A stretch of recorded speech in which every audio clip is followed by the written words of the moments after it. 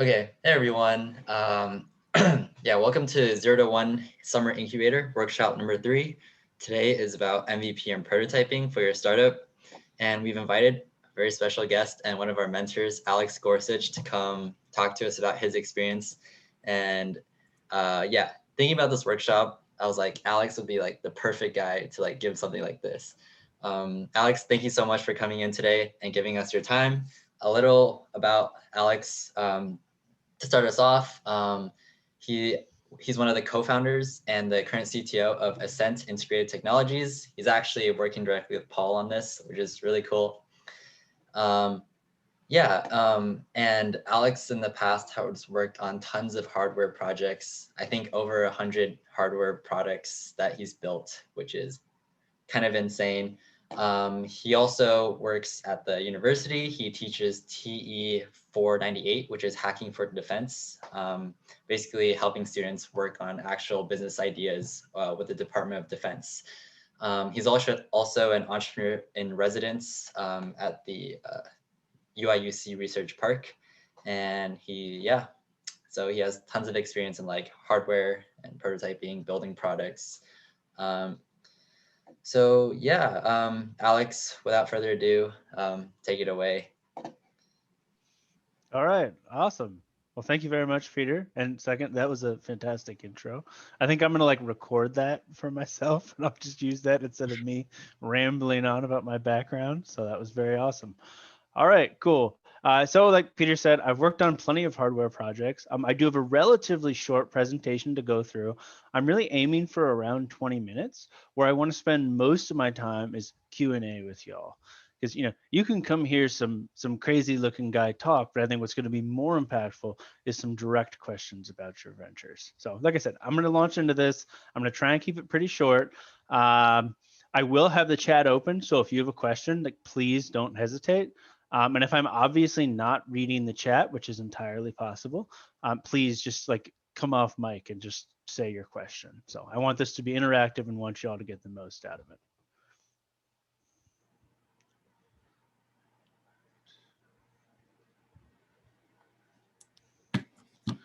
Alrighty, and did that slide come up? Yes. All right, awesome. Sometimes it doesn't, so maybe it'll work well this time. All right. Like Peter said, co-founder and CTO of Ascent Integrated Tech, as well as principal at Hyena Tech Holdings. And I want to go just a little bit into my background.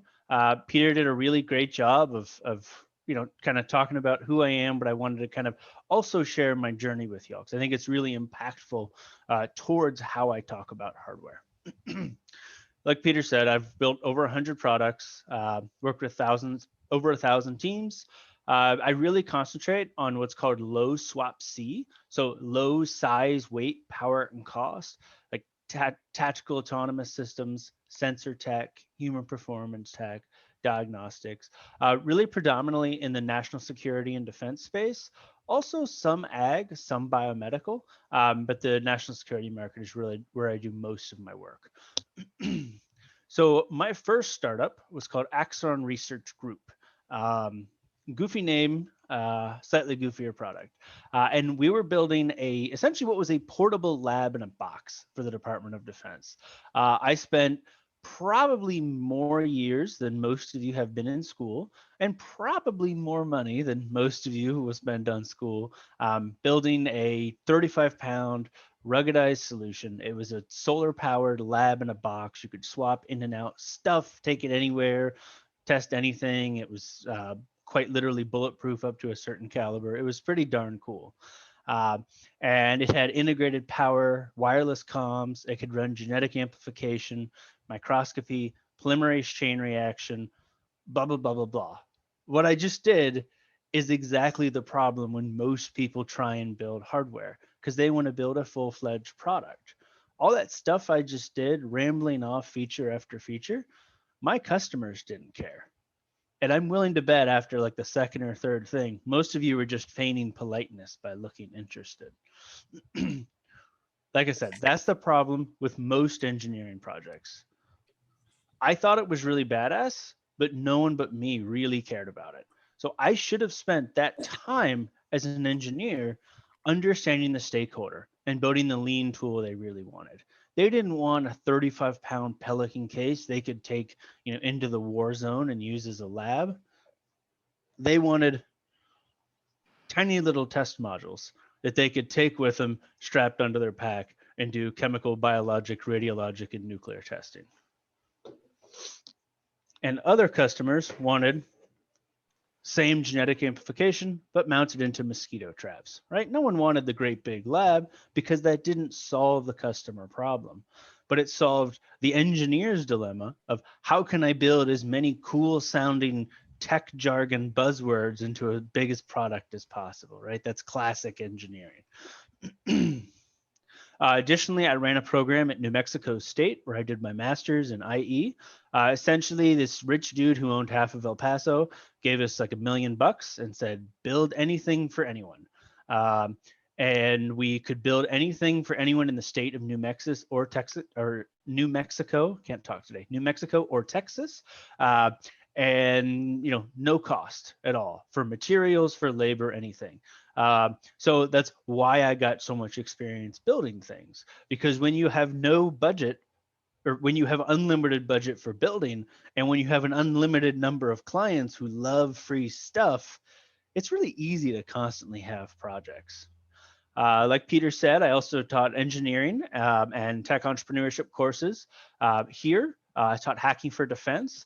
That is where the Department of Defense and NATO submit technical challenges and students build businesses to solve them under my mentorship. I also ran an SBIR FAST Center, which is where I developed cyber sprint programming that has achieved 100% funded proposals. 10 months ago, I launched a new company called Ascent Integrated Tech, where we build sensor arrays that retrofit onto existing equipment to enhance human performance in austere environments. So think the warfighter, think the firefighter, think SWAT, think heavy industry like chemical industry, et cetera. Where people have to go into really crappy environments and wear gear to survive, we put sensors on to pass biometric and environmental data back to the tactical command so they can make better informed decisions. We recently closed $400K in venture financing and are working with big OEMs in our space. We're running around 20 pilots this summer with both firefighters and SWAT teams, and we're working with OEMs in the ballistic helmet and public safety space. And I actually stepped down from most of my faculty roles to run this venture. So I've worked with a lot of organizations over the years on prototyping, on MVP development, on customer discovery, because those are all very linked. Building is not done in a vacuum. So all of these organizations and more. So here's the controversial part of my presentation. And I brought one of the greatest characters in fiction history to tell the story. Building technology is easy. If you throw enough money and you throw enough time at something, you'll solve a problem. Granted, you won't build it in as fast or as cheap as you wanted to, but building tech works out eventually. Where's the rub, though? Building useful tech is difficult. It's easy to build a widget, but to build a widget that a real customer will pay you real, actual money to solve a real, actual problem for them is extremely difficult. And if as an engineer or as an entrepreneur, and the two are very related, you're not solving a real problem for a real customer with real money, pack up your toys and go home, because you're not going to be successful for long. You need to find that real problem. So my first business was called FieldMac, Field Modular Assay Kit. I mentioned it a little bit earlier. Big modular lab didn't solve their problems. I didn't do the right kind of customer discovery. I only sought confirmation bias. I would essentially do these customer interviews, and I would say, hey, wouldn't it be great to, have like a little, metal 3D printer, built into this lab so you could, repair things out in the field. And of course, people would say yes to that. It's very easy to get customers to agree that they want a new feature. It's hard to get them to pay for it. And this is my current venture. Ascent. This is kind of our flagship project. Like I said, this is a biometric sensor array on the neck called the BioClava. And this is called the Smart Beard. You kind of wonder where we got the name. And this gathers a bunch of environmental data, a bunch of biometric data, a bunch of location data, better communication, and then passes all of this back on an app with actionable alerts to the tactical command. Excuse me. So at each iteration of tech development, you're not building 10 features. You're not building 5 features. You're not even building 1 feature. So you can see here on the left, and Peter saw this many times, this is literally just a airsoft mask with some off-the-shelf SparkFun sensors just hot glued on the inside. Was it pretty? No. Did it excite people? If we bundled it with the story, because that's what startups are. They're stories. As humans, we are storytellers. We have an evolved history as storytellers. That's the point of MVPs. You're not showing them where the product is today. You're showing them that you can do the fundamental task to build the product of tomorrow, what will really solve their needs. So first step, hot glue sensors in an airsoft mask, just prove in theory or in principle, can we get sensors on a mask and get some data? It wasn't as fast as it needed to be. It didn't have near the battery it needed to be. It obviously was in no way, shape, or form rugged enough, but it was that basic fundamental tenet that we were building towards. Step 2 was pretty similar, but mounting onto a commercial mask and building some enclosures onto it. Step 3 was mounted onto a fire service mask. Excuse me. And making it rugged, and also building a data portal, that shield portal that I mentioned. Step 4 was getting it more rugged. So you can actually see this is a firefighter from the Illinois Fire Service Institute, Chief Allen, wearing one of our products immediately before he hopped into a burning building with it on. It did not quite survive one of those trials, but again, we were not building for a perfect product that could do everything for everybody, and survive everything at that stage. We were building a, can this be worn by a firefighter, taken into a burning building, and perform the fundamental task? It did not survive the hottest part of the fire, but to be frank, this dude's mask was also bubbling and messed up. So, and then finally integrating with some other products in the line. This picture is a little cut off because of my presentation software, but I'm wearing a smart glove on my right hand in this picture that can get some commands and things, has some other sensors on it. And on the left, by my left temple, we have a similar sensor array that measures some environmental, some biometrics, some location, et cetera. Integrates onto commercially existing ballistic helmets.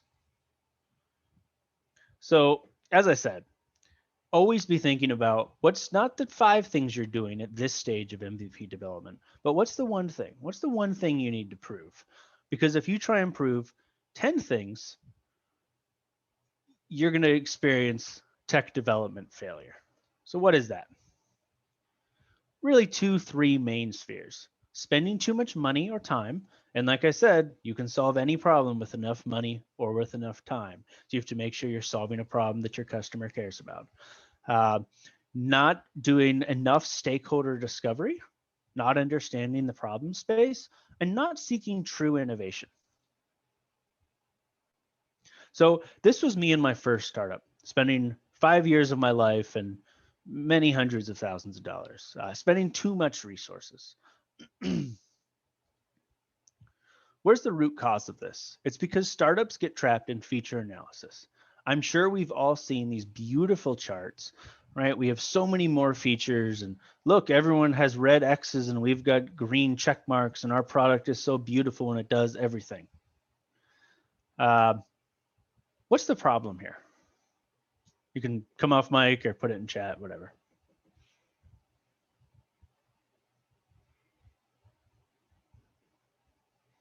Anyone?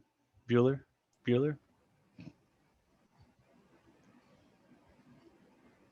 All right. Can you say no one really cares about the features you're talking about? Exactly. That's it, Vedant. Yeah. Customers don't care about your technology. They don't care about your MVP development. They care about their problem. And the MVP development has to serve the problem, or no one cares. I've seen these with like 10 rows and 10 different features. And I mean, it just makes me physically nauseous because customers can't even think of 2 or 3 things like at once, let alone 2 or 3 features they really care about in a product. And usually all these features that people claim, it's things that the customers don't care about, or it's things that a whole bunch more startup or other competing offerings have than they think. So how do you fix this? At each stage, find the one thing. Your solution, and you have to display this at every stage of MVP development, has to be more compelling and more exciting than their fear of losing money and losing time dealing with a potentially amateurish solution when they could be doing their actual job. Like I said, no one cares about features. Not your investors, certainly not your customers. You, your mother, and the T2 office if you license your tech from somewhere. That's the only people that care. Features enable benefits, and customers purchase benefits. So here's another big trap: building out tech trees. What's the problem with a tree? What do you have to do with a tree in real life? You have to prune it. You have to take care of the branches. You have to make sure it doesn't, grow too high and block out all the other plants. Um, Focus on the core benefit, which is enabled by features and sub-features. Figure out what features are needed to enable said core benefit, meaning the thing your customer actually cares about. And just get your engineering team, get everybody, the executive team, the stakeholders, even customers. If you have customers that will give you unbiased feedback, get them in front of a whiteboard and just attack your tech tree with an axe like one back there. Just go nuts. Only build what the customer needs at each stage and get them to buy into the story. Otherwise, you're going to spend way more time and money than you need. Don't waste your time, your money, or your life building things in that aren't exciting for the customer. So, and just I want to touch on, as we're talking about all these different analysis and features and pruning down, I'm not saying spend a month pruning down your feature tree. I'm saying like 2 or 3 days.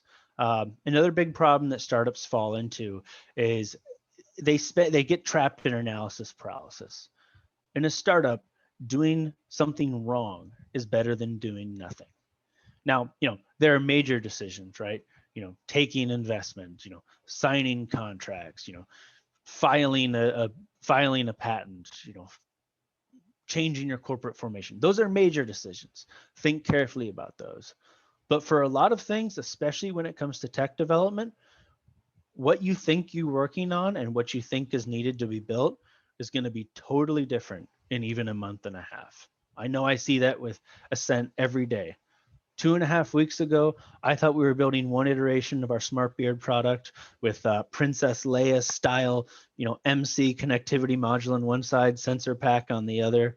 We're not, because for Thursday, our Mackie guy had a better design idea, and now we're retrofitting to all that. And that's okay. That's a startup. You got to keep moving. Excuse me. So people ask me, how much money does it take to build a product? Well, it's what you have in your pocket. Because unless you can get others to buy into your product with taking risk and building something the customer cares about and showing traction, you're not going to get any money. Whether that's strategic, which I consider the best form of capital, right? Because that's your customer paying. That's them showing that you're solving a real solution or a real problem for them. Non-dilutive, SIBRs, competitions, grants, etc. Right? That money is essentially free. Of course, you have to spend time to get it. And finally, dilutive capital, equity financing, loans, etc. It serves its purpose, I will say that in today's day and age, there is significantly more money out there than is significantly than the relative to the amount of connected money. So with every investor I take on, of course I think about, how much are they putting in versus how much will that convert to, if the future rounds go as planned, et cetera. But, I always think about, is this someone where I would want to have an hourly chat with them over a beer and just pick their brain, about where I'm going next in the startup, about mistakes I've made, about advice they have, et cetera. Because if someone is only providing a check, there's a lot of checks out there in the world. There's a lot of money, but you need to always make sure you're going after smart investors. Excuse me. So, what's a stakeholder? It's just a user, right? Well, it's actually beneficiaries, users, buyers, payers, influencers, saboteurs, decision makers, regulatory agents, FDA, NFPA, whatever would apply if that applies to your venture. I can do a whole other presentation on customer discovery. In fact, I teach a lot of classes on it. The iCore program, where I used to teach here at UIUC, is totally fantastic. I cannot recommend it enough. John and Catherine are just real masters of their trade. It is a critical course in tech entrepreneurship. I consider it extremely foundational. Excuse me. So, like I said, it's a big topic, but I'm going to get into a little bit. It's data driven, which is great for nerds like me. So first you hypothesize. Specific, quantifiable, actionable, role and use focused. This isn't, oh, such and such customer is going to want our tech. This is such and such customer is experiencing a problem, and this a problem occurs with these metrics, and this customer is segmented in this way. Experiment. Figure out who to talk to, why, and what to ask to invalidate or validate your hypothesis. Talking to customers is not just, yep, they want our stuff. It's, do you understand the market well enough to hypothesize about it and prove that? Finally, test. Go talk, don't sell, be an active listener. Don't get stuck talking about your tech. Like I said, the customer does not care about the tech like you think they do. Excuse me. I can only see 5 of us here, or 4 of us with cameras.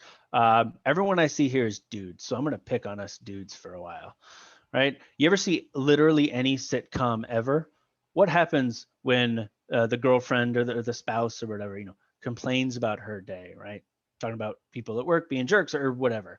The guy tries to solve the problems. And I do that all the time with my wife, right? She tells me, oh, people were jerks, blah, blah. And I say, oh, well, have you tried this? She says, stop it. I just want someone to solve my, I don't want someone to solve my problem. I just want someone to listen. That's how you need to be with your customers. It's not about your big brain. It's not about how cool your tech is. It's not about how much money you've raised or how much money you're going to make. It's about understanding the problem and building the prototype and the MVP, and then finally the product in line with what will solve it. So when I advise a company, one of the first things I ask about is how many customer discovery interviews they've done. It's usually the first thing. Can anyone guess the most important question I ask about customer discovery when I talk to a new startup I haven't met before?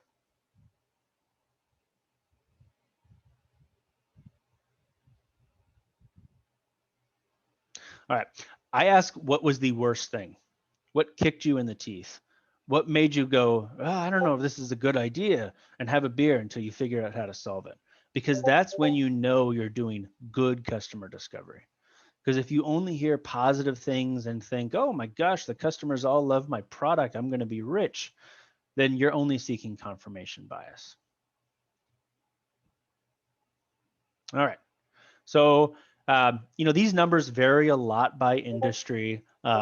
This is what I've used, for in the industries that I've worked in, but it does vary.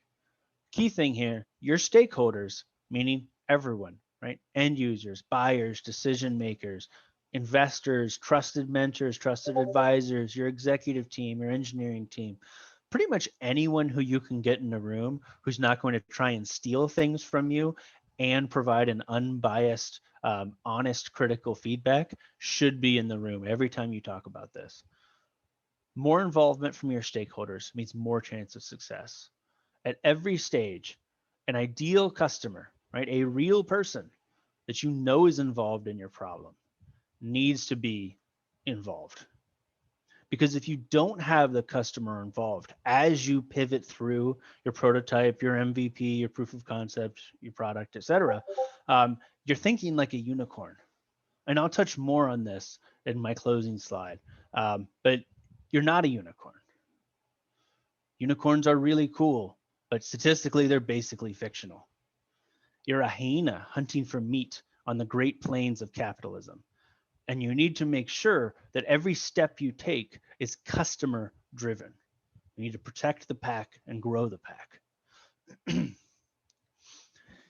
Your proof of concept should take days, not much, hundreds tops. It could be some sensors bought off the shelf from SparkFun and hot glued onto the inside of a paintball mask.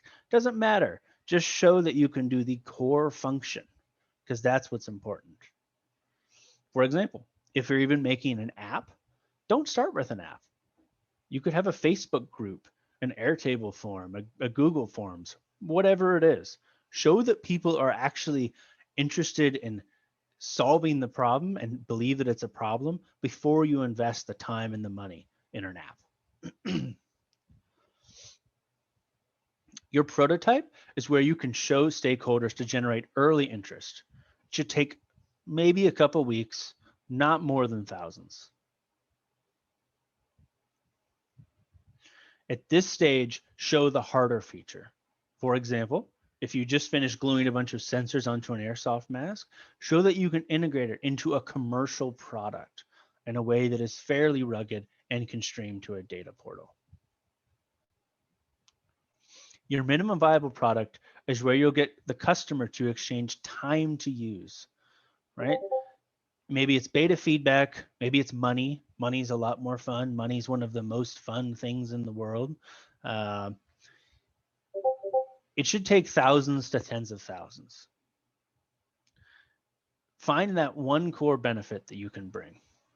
If you're solving a shark bite sized problem, and what I mean by that is, who here has gotten bit by a mosquito? I hope everyone raises their hand. All right. Verdant, you gave me like a half. I'm just going to assume that was a yes. All right. You've got bit by a mosquito. Good. You've been outside. Wonderful. All right. What do you do when you get bit by a mosquito? Basically nothing. You might go like, oh, well, darn it, that's going to itch. You might, I don't know, put some kind of unguent on there. I don't know. You might do something with it, but you're not going to take significant action. I'm going to go out on a limb here and say probably no one here has gotten bit by a shark. But what do you do when you get bit by a shark? If you can, you get out of the water and you get to the gosh darn hospital as fast as you can. It is so much more important to deal with. My point is, if at the MVP stage, not even product, but if at the MVP stage, if you're solving a shark bite size problem, you can charge a little much. Your UX can be clunky and slow and ugly. It doesn't matter because you're founding a problem and building a solution for a problem that people actually care about and use it. Finally, your product is where you get, supervillain volcano layer rich. It'll take years, hopefully not many, but that's what we all build towards. So I just want to hammer this home one last time because this is the biggest danger in tech development. Don't confuse features, which is what your product does, with benefits. I like to try my benefit statement on my mother-in-law. She's smart, but she ain't a techie person. If she gets it explained simply, then I think my stakeholders will get it. And if it's compelling, they might even buy it. And finally, didn't solve the problem. What do I mean by that? Maybe it solved it a little, maybe it just wasn't adopted. Your tech is competing against so much. It's competing against the current tech, it's competing against competitors. The biggest competition to any technology, though, to anything, whether it's a collapsible paper plate or whatever. I don't know. No matter what it is, and pick any random technology or a fancy face mask for the warfighter, whatever it is. The biggest competitor is inertia. It's people going, well, maybe that isn't as big of a deal as I thought. It's laziness. It's the status quo. It's incredibly easy as humans to just go, well, I'll solve that next week. Not a big deal today. Here's another trap that startups fall into. I call this the blank analysis. So, it's X cheaper, Y faster, some other metric that no one cares about. So same as before, probably only one, maybe two, but only one of these things does your customer really care about. And probably your problem has to be expressed. It has to be bigger than mere percentage gains. The bigger flaw, though, is these are just incremental innovations. They're not exciting unless you're, 100x, right? Depending, of course, on the industry. Unless you're 100x, you're probably not going to incite huge societal innovation. So there's 4 types of innovation.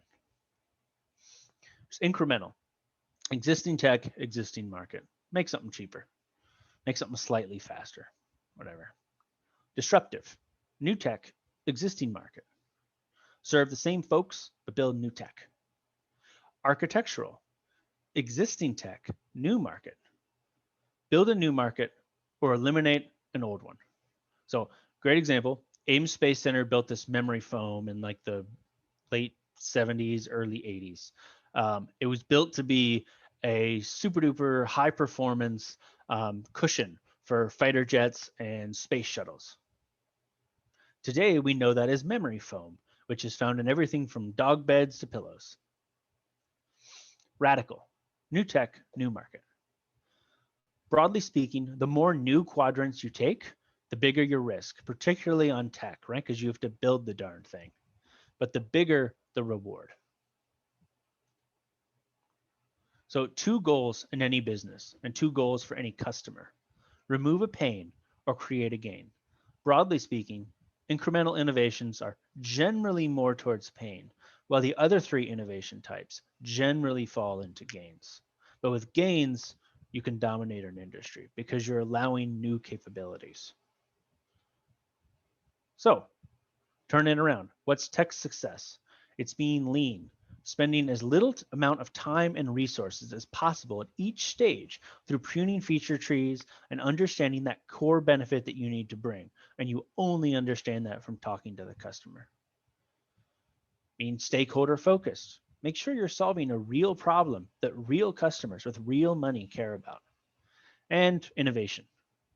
Don't just make small, boring, unsexy changes. Don't just be incremental. Be disruptive. Solve real problems that will make a real difference to your customers and your bank account. And finally, and I said I'd bring this back up again, what's the difference between a unicorn and a hyena? Everyone wants to be a unicorn. Beautiful, majestic, a lot of money. It's great. Everyone talks about the unicorns. You know what else they are? Basically fictional. You have an incredibly more likely chance of buying and running a successful McDonald's franchise than being a unicorn as a startup. You're scrawny, your pack is small, you're a rampaging group of hyenas, and you're desperately hunting for meat to survive. When you aren't bringing in meat, customers, and or money, there's a danger of the pack turning on each other or leaving. You need to be constantly chasing meat, constantly building the leanest possible prototype, or else your pack won't be around for much longer. And the reason why I use hyenas, they're one of the most successful land predators in Africa. Why? It's not because of their really, really strong jaws, they can crunch through vertebrae. It's not because they're pack tactics or they're cunning or they're clever. It's because they can digest pretty much anything. Bones, hooves, no problem. Hyena scat is often white because of the calcium, because the other animals leave the bones behind, but the hyena can digest it. They're lean and know what to hunt. They don't go after elephants, not without numbers. They go after rabbits and antelope. Pick your battles as a startup. Be adaptable, scavenge the market for opportunity, and don't get stuck thinking you and your tech and building far more tech than you need at each stage of development. The problem is what matters. Don't build your tech like a unicorn. You don't have billions, you don't have huge staff. Build like a hyena. Build scrappy, build lean, and always take into account the stakeholder needs. All right, I think we got some time for questions. Here is my LinkedIn. Here's my email. Shoot me an email. I love mentorship, love doing this. So don't hesitate to reach out. But I think we got some time for questions. Yeah, thanks, Alex. That was awesome. Yeah, we have Alex's contact information. We'll send it out to you guys afterwards if you want to talk to him or ask him more questions. Yeah, we have like 15 or so minutes for questions. If you have a question, just drop your name in the chat and we can get a queue going that way. I guess I can start us off then. Cool.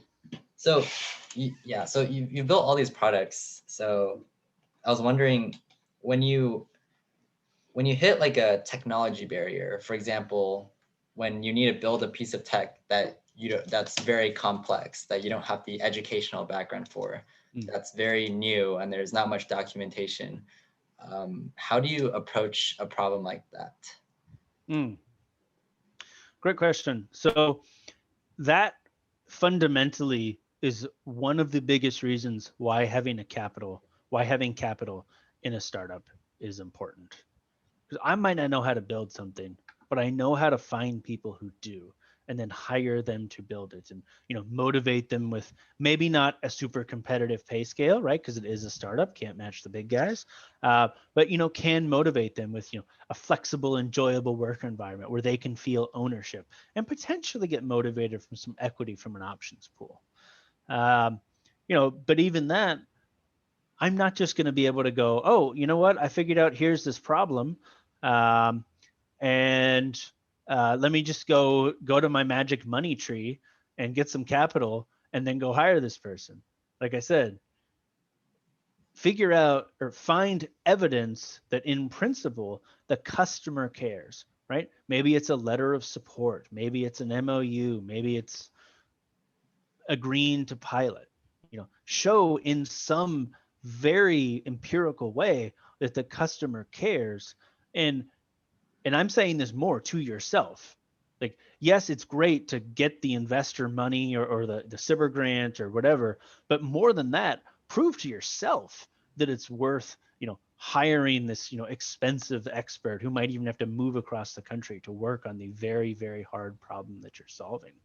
But yeah, show the customer cares, build out a good team, hire some hired guns if you need to, and work on the problem and address it incrementally in your development. Did that answer your question, Peter? Yeah, sounds good. Thanks. So next, Johnny. Yeah, thank you so much for that talk. Like, I think the problems that you mentioned, especially about engineers wanting to build features and then stuff like talking to users, like we have seen many teams, in the past, like from Zero2One, they made the same mistake as well. And so I think maybe something will be very beneficial to our teams here, especially like they are still, a lot of them are at the ideation stage. So what do you think the teams should be focusing on right now? Is it starting building or is it starting talking to customers? And when do you think, is there like some kind of metric or question they can ask themselves that they will know, okay, it's time for me to start building? Yeah. That's a really good question, Johnny. So, I wouldn't necessarily say this is like a hard algorithm or anything. Let's say a heuristic at best. Let's say if you've talked to less than 50 customers, and if you haven't talked to at least 2 or 3 of your end user, your buyer, your decision maker, your influencer, your recommender, your saboteur, your regulatory agent, if you haven't talked to at least 2 or 3 of those people, then I would maybe hold off on the build. Now, let me clarify. If by build you mean, order some cheap sensors off, Spark Fun or, whatever it is, right? Or just, chug some Red Bull and write some code over a weekend, sure, build that. have fun. But even that, I wouldn't do that until I've talked to at least 20 or 30 customers, and at least one from each of those dimensions. Like I said, it ends up being easy to build tech because you throw enough time or money at it, it'll get solved. Um, but you got to make sure that it's worth solving. Yeah, that's great. That's very helpful, I think, for all teams here as well. Yeah. Okay. Wenjun? Actually, Peter, your question was mine. It was literally identical. Oh, okay, great. Yeah. Aditya? Yeah, I'd say that I think not being an engineering student, I might have a slightly more businessy side of kind of question. So just trying to understand from the business side of things. Um, Obviously at the ideation phase, you're not really worried too much about the business model of your startup or the finance or funding quite yet. But should you take that into consideration as you scale up? Obviously the customer is important, but is that something, like you said, there's a lot of money out there, but smart money is more important. So, is that something that you should worry about as a startup founder about funding at this stage, or you think it's something that will sort itself out as you go along? I will answer. I'll answer that question in two seemingly contradictory parts, and then I will explain. Okay. But first, I do want to say something. People who've studied engineering do not have a monopoly on building things. I've never taken an engineering course in my life, ever. Now, my master's was in IE, and sorry if there are any other IEs on the call, but I don't consider that true engineering, right? It's very important, and it's fantastic for later in a company's cycle, right? But when I did my master's in IE, all the questions were like, oh, a factory is considering 3 different opportunities. They can either license their product, install a manufacturer, or whatever. That's great. That cool domain of knowledge. But that that ain't a class, and hey, write this in C, or hey, solder the circuit together, right? Different branches of engineering. So like I said, just because you have or have not studied engineering is not the same thing as someone who can build tech. Sure, the skills are often complementary, but people who've studied engineering don't have a monopoly on the tech. Some of the worst engineers are people who I've seen spending their life studying engineering because their view is this big, or their view needs to be this big. So regarding your actual question, beyond my rant on engineering academics, excuse me. So you must always have that in mind. Now I'm sure we've all seen the sort of like 3 archetypes, right? The hipster, the hacker, and the hustler, right? Person who builds stuff, person who sells stuff and understands the customer, and person who makes money off of the building and selling of stuff. Those are all 3 important. I certainly don't think a startup necessarily needs to have 3 people in its infancy, although it's very hard with one. Basically impossible with 5 or 6. That's far too many cooks in the kitchen. But to your point of it will work itself out, if you find a real problem, you all will get tired of hearing me say this. I say this at least twice a day. If you find a problem that a real customer with real money and a real problem has, the money will come. Will you need to, take a bunch of VC meetings, get kicked in the teeth all the time, and get doors slammed in your face, and, turn in grants and have them turn you down? Yeah, absolutely. But eventually it'll work itself out because the market knows when you're solving a real problem. And that being said, like I said, this advice is seemingly contradictory in these 2 parts. Always be thinking about it. Because often where the money comes from is more important than the money itself, like I said about smart money. So for Ascent, actually our lead investor for this round is the Darley Co. They are the global leader in distributors of fire equipment. They have never invested in their 118-year history. Clearly they liked the cut of our jibs and liked what we were doing. So, would we, I don't know, a year ago, would we have ever thought that the Darley company would invest in us? No, because we looked at their website and looked around and saw they've never invested in anyone. But here they are. But we were always thinking about it. The other thing to think about, is I see a lot of teams where it's essentially, oh, I'm the tech person, I'm the business person, I'm the blah, blah, blah person. That's great. That's a fine dynamic. But I think teams have to have a bit of everything for everyone. Obviously you have to have someone who does more business stuff and someone who does more tech stuff and, whatever other roles you have. But if you have a team where everyone's siloed and you have, one person who only does, pitching, but they know nothing about the tech and they know nothing about the finances, and you have one person who, could engineer their way out of anything, like Tony Stark, but they don't know anything about business or anything about pitching or anything about the finances, then it's tough. In my current venture, Ascent, it's really fantastic because I'm more on the engineering, but I've been a CEO before, I've raised capital before, I've been through the ringer before. And my co-founder, Paul, who I don't know if he's talked to y'all yet, but maybe soon.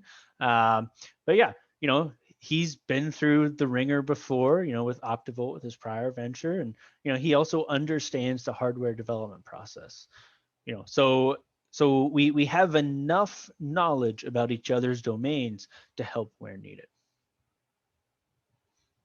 I know I added a bit onto that, but did that answer your question, or did you? I think it did. I think you gave a lot of excellent context as well. So yeah, thank you for that answer. Yeah. Quick update. We're just gonna move the activity. We have like an activity after this. We're just gonna move that to Thursday. So after questions wrap up, then we're done for today. I think Vedant had a last question. Yeah, so I wanted to ask you a question regarding Ascent. So basically, like, let's say you've done your customer research and you decided that for your MVP, this is the one feature that's really, really important. Let's say, I'm just assuming for the sake of this question that it's ruggedness. Now, let's say that you say that if my product can survive 300 degrees of Celsius, then that's like really good. But now when you're building this MVP or when you're building a product, before you build it, how do you know that you can actually go ahead? Like, it's a variable, right? Whatever your main feature is, the fact that your product can achieve it is a variable. So while designing it, how do you know, like, okay, maybe I can hit this mark, or I'm not sure if I can hit this mark. So is there any way you decide which features to target and which features are too much of a variable you can go to before? Okay, yeah, great question, Vedant. So first, I wish our product could withstand 800 degrees Celsius. That is really, really darn hot. That's like 2.5, 3 times the amount that all the other equipment of the firefighters. I was just putting a no, I know. I'm just saying, man, you're making me wish for things. Yeah. So, I think I understood your question. So jump in if I'm not answering it. I'll just start putting out an answer, and if it works, great. So I think your question was, if I'm building in a feature, and how do I trust that the product will be able to do the feature that I'm looking for it to do? Yeah, exactly. I mean, put it simply, I don't. It depends on the feature, right? Like in the very first proof of concept, right, when I was hot gluing the sensors onto the mask, first I knew that would work because hot glue binds great to plastic airsoft masks and metal chipsets. Works great. But the larger thing of, like, for that stage, being able to get all of those sensors together, and then get all that data output in a nice JSON format. I mean, I knew that I've spent basically my entire career getting a bunch of sensors and putting them together and making them rugged. To the more specific question of the later stage, where we're worrying about Can it survive to 200 Fahrenheit, to 300 Fahrenheit, to 400 Fahrenheit? I didn't just go one day, this mask has to stand up to 500 Fahrenheit. I said, this mask has to stand up to 175. And then I tested it in my pizza oven. And then I said, oh, this mask needs to go up to 250. And by that point, I had a smoker, which is a much more controlled environment than a wood burning pizza oven. So, put it in the smoker, cranked up the heat to 250, saw what happened. So each thing I built incrementally and learned lessons from the task before. Regarding sort of this broader idea, I think you're asking about of like, where do you trust that the tech can do it, can perform the function needed? Like I said, you don't know, particularly the bigger features, the new, the experimental things, right? The really hard parts of tech development. That's where you don't know, and where you have to trust in your team. And and if you need to hire better experts than yourself, really, really smart people with a bunch of fancy letters, that's why you raise capital. But regarding this idea of how do you know if the feature will work? Well, for most of the business side, and particularly when it comes to customer discovery, you just assume it does. And because like I said, if you solve a real problem, I told you get real tired of hearing this. If you solve a real problem for a real customer, real money, you will make it work. It might take years of your life. It might take so much capital that you end up owning like a tiny percentage of your business. But if you're doing something real for a real customer, you'll make it work. Now, of course, crazy sci-fi Rick and Morty stuff, no, but within the bounds of possibility, you'll make it work. You'll find the resources, you'll find the team, as long as you keep focused on what's really important, building for what matters. Yeah, I just had a follow-up question to that. So, if I understood correctly, you're saying that it comes down to expertise on the matter when you're designing to understand if it really works. And I wanted to ask you, like, when you built that first MVP, you hot glued your sensors onto your mask. What were you trying to, like, what was the end goal over there? So the particular end goal of that was to get all of these disparate sensors. At the time, we had a environmental combo sensor, which measured altitude, humidity. It didn't measure TVOC or CO2 yet. Temperature, barometric pressure. We had a GPS. We had an accelerometer. We had a Geiger counter that wasn't hooked up at the time. That was a future goal. And we had some biometrics.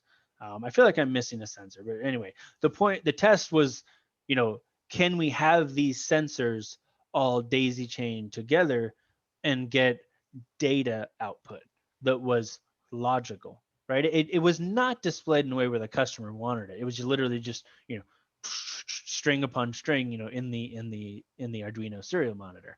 But the point was, look, it's a mask with a bunch of sensors and it's getting data. Yeah, I think that perfectly answers my question. Like, just go step by step. So, Yep. Thank you. Yeah. Honestly, if there's anything that I can impart, on building product, it's that you're not building a product, you're building, relatively tiny incremental changes. Like our focus this week for Ascent is taking, like I said, the connectivity hub and the sensor hub and putting them all on one side of the mask. In the grand scheme of things, that's not a huge change. It really isn't. Of course, it will make it easier to be ruggedized and easier to assemble. There's all kinds of benefits, but to the customer, that's huge, because then they have a free tactical rail on the other side where they can put a flashlight, they can put whatever they want to. Right. So that's somewhere where we're actually even adding more value, because for the firefighter side, they didn't have a rail previously. So we're taking our now unused rail and adding that so then they can have other things. All right, thank you. All right, I think we have a little more time for one last question, Johnny. If you want to make it quick. Okay, yeah. So yeah, I'll just make it quick. So in terms of the prototype stage, I guess what do you test the prototypes with the customers, or Yep. is it something that you do it after the MVP? So while you're building it, you test it with customers, and Yep. I guess like so sometimes like there's an issue with like building something that's too simple or too basic to just test with customer that they figure out that it's so hard to use, and when do you know that you get to the MVP stage? Like that's actually ready to be used by more people. Yeah.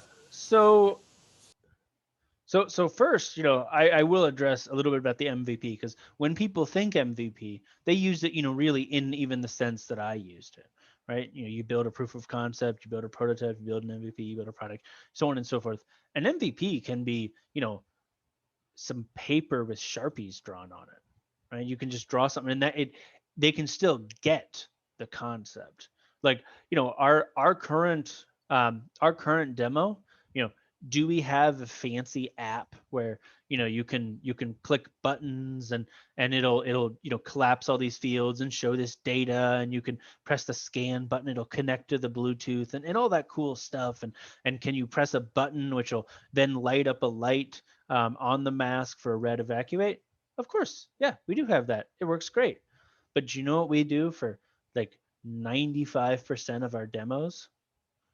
We whip out the tablet with how our UX person has sketched it out to look, and it's ideal. Right? Because, and we, sometimes we'll go, oh yeah, and look, and here's, and you press this button and then this data shows and blah blah. They don't really care about that. Right? Because we're showing them the vision.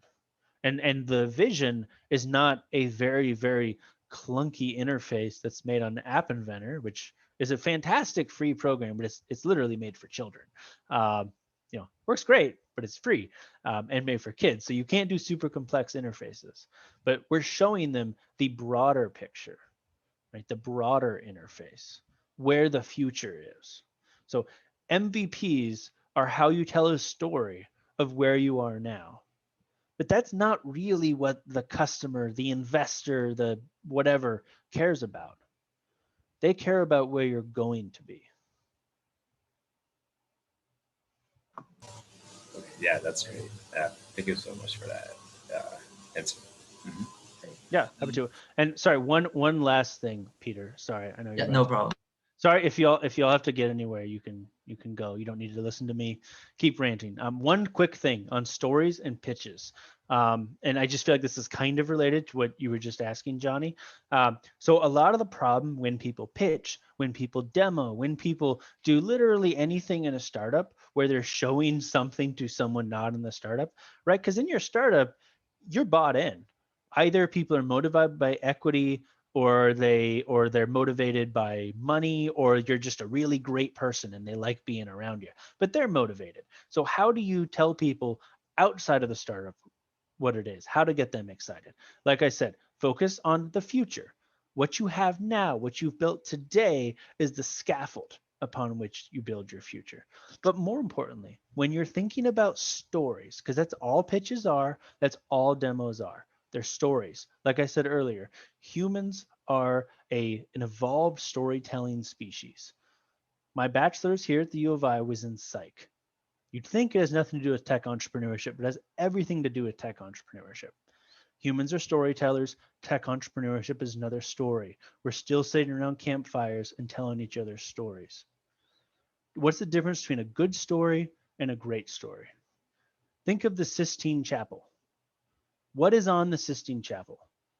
I don't think anyone in this room could tell me anything other than Adam and God booping fingers. I don't think anyone can name any other detail.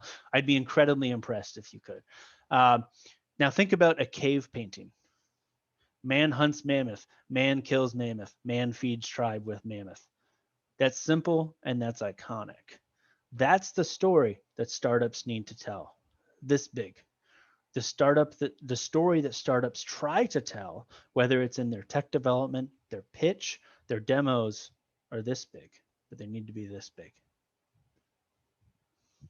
I hope that helped lend additional context, Johnny. Yeah, that makes a lot of sense. All right, thank you. Yeah, I think that's a very interesting perspective. Haven't heard that before. Okay, yeah. Yeah. That concludes our third workshop. Alex, thank you so much for Of course. coming out. Everyone, we have, Alex is one of our mentors. If you want to talk to him, ask him any more questions, like anytime. And yeah, just upcoming events, Thursday, our fourth workshop on gaining traction, which is the perfect follow-up to this workshop. And that's given by Paul, our other mentor. So awesome. That's it. Alex, thank you. And yeah, that's it.